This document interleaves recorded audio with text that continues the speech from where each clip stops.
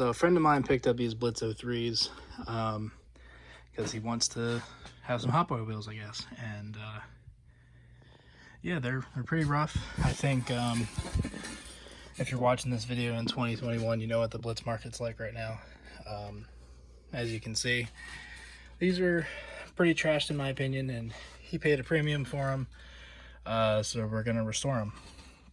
So I'm gonna tear this one down. I'm not gonna video it. It's kind of boring to watch someone take apart 100 bolts. But once I get the bolts out, we'll hammer the faces out and go from there. So yeah, you can kind of see this one's pretty crusty. Some dickhead, I guess when they took the tires off or put them on, put these on like the reverse mount, but they used the prongy bits instead of like clamping around the lip itself.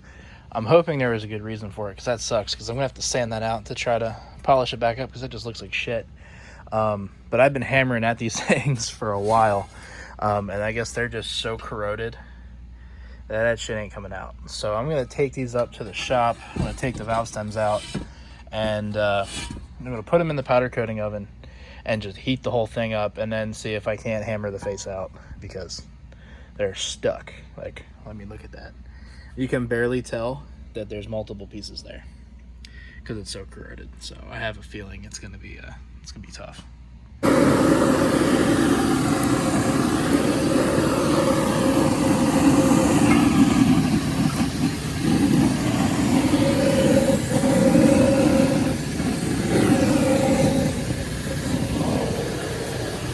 100 degrees, some power lube, and a hammer and some wood, and that does the trick. But God, that fucking sucks. So here's the plan to protect the lips for sandblasting, so I can blast all that corrosion and junk out of there, and then put the barrels back in, or put the faces back in. So we got the barrel blasted, and I think my little duct tape solution worked. That's gonna leave a big sticky mess here, I'm sure, but it does have to go in the oven to outgas. So hopefully that melts most of the stick off, and then I can do the barrels. I'll have to tape these up again with a high temp tape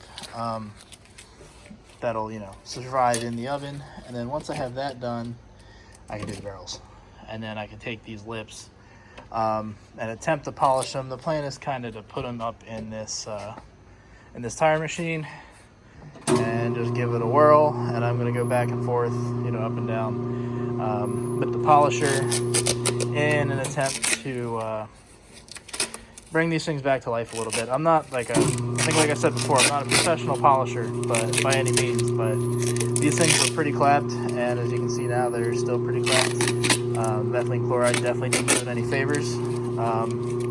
So yeah, that's the plan for the next day or two, but so far so good. It doesn't look like I blew through the tape anywhere.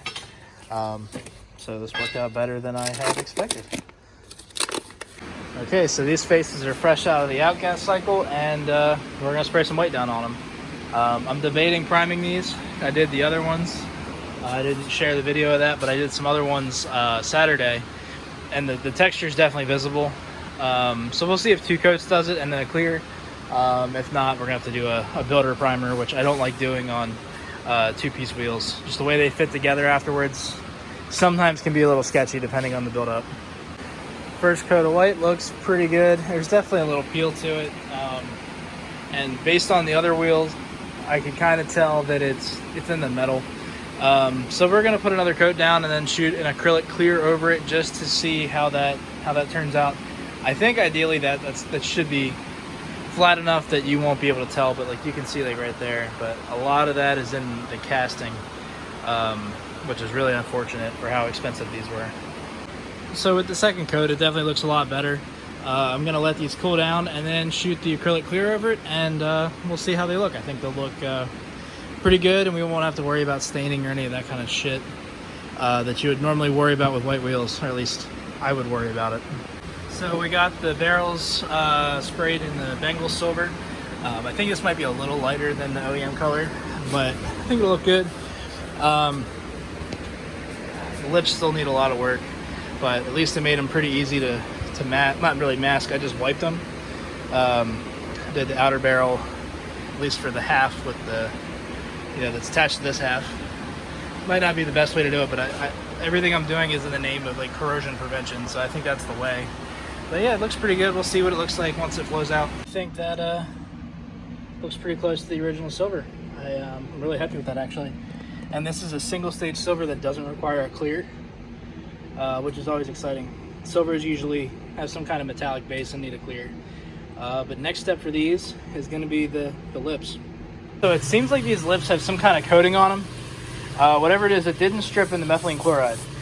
So I did a little test spot, and before I accidentally sanded it, it looked pretty good.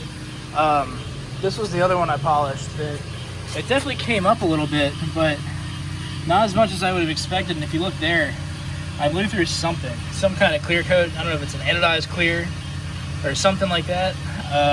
But whatever it is, it's got to come off. So these are all gonna have to get sanded. This is all sanded in 220.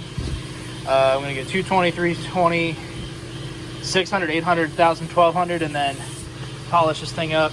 The test spot I did, I thought looked really good, like really, really, really good. I was actually extremely happy with that for my first time using like a real polishing wheel. So I'll keep sanding because that's boring, and then we'll see what happens. All right, so this is sanded all the way up to I think 1500, and it already has some shine to it that didn't have before, so that should make the polishing a little easier. There's a little hologram there, but we'll put the orange one back on and hit it with the brown Tripoli stuff and see what happens. Living the dream. So we got this one all wrapped up. I got to put the bolts in. I got to powder coat the center cap, but it looks fuego. As far as lip goes, for my first time polishing, I am extremely happy with that. Shout out to Renegade Products for the good kit, and Evan's Detailing and Polishing for all the videos. Definitely have significantly improved my abilities over the last couple days watching all their videos. So yeah, I got the before, so I got one more to do, and that one needs a lot of sanding, and then I'll get into that one. But I got one done. This one is just about done.